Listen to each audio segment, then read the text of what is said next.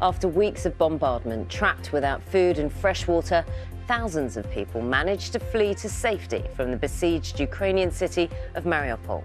More than 3,000 citizens from the besieged Ukrainian city of Mariupol have managed to flee to safety. And it comes as the city, of course, has suffered weeks of bombardment. There's been no food, fresh water or power available. Now, Dan Johnson has the details. So, Dan, this time yesterday we were talking about, this evacuation effort. It almost sounds the same, but there has been some success for some. Yes, limited success, but another effort later today to evacuate more people from the city of Mariupol, which has been shelled almost continuously by Russian forces since the start of the invasion. 90% of its buildings have been damaged and at least 5,000 people have died in the city. There have been repeated attempts to help people out of Mariupol, but only a trickle have made it so far because the ceasefires haven't held. Well, an evacuation by the Red Cross through a humanitarian corridor was planned for yesterday, but it had to be postponed again until today at the earliest. The Red Cross had planned to bring in aid and evacuate thousands of refugees, but it blamed a lack of respect and communication on both sides for the failure of that evacuation plan. But there is some good news. More than 3,000 residents who'd already reached the town of Berdyansk yesterday by themselves were then taken to the relative safety of Zaporizhia overnight. This is them arriving on buses. There were reports of about 30 buses arriving in that city last night, which is about 120 miles from Mariupol. Well, Ukraine's Deputy Prime Minister confirmed 12 buses from Melitopol had also made it through last night, and more than 300 private cars were following those buses. So some success in evacuating some of the residents, but she had this message for the more than 150,000 civilians who are still trapped in the city with no food, running water or power. We know how much you want to be saved. Every day we will try to break through until you get a chance to leave the city, and most importantly, to live a peaceful life.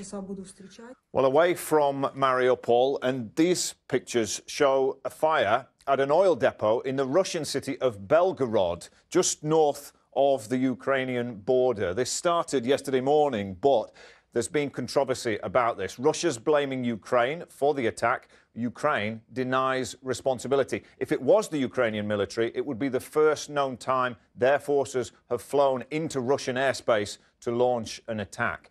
In one of its regular intelligence updates, the UK's Ministry of Defence said the loss of fuel and ammunition supplies from that storage depot would add pressure to Russia's already stretched logistical chains. Well, these are pictures of the battle-scarred town of Irpin, which is near the Ukrainian capital, Kyiv.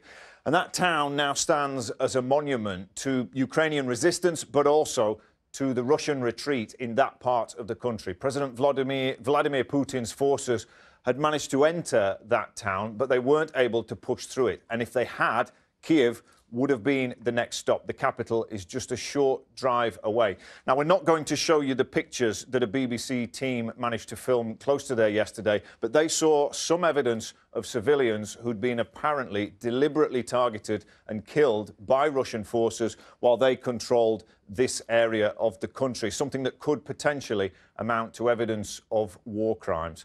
Well, Ukraine's president has been giving these addresses to the Ukrainian people every night, and he said the Russian withdrawal from around Kyiv was having an effect, but he was more concerned about the impact on the east of the country.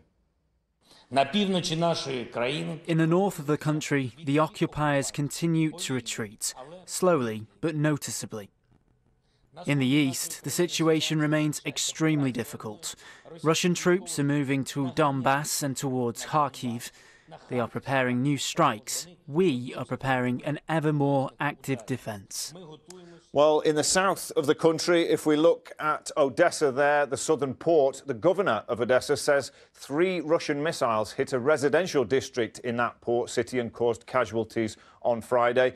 Ukraine's military says its anti-air defences foiled the attempted attack on critical infrastructure. But the emphasis once again this morning will be on whether it is actually possible for the Red Cross to mount its humanitarian effort in Mariupol to try to evacuate people once again today. We'll keep a close eye on it. Dan, thanks very much.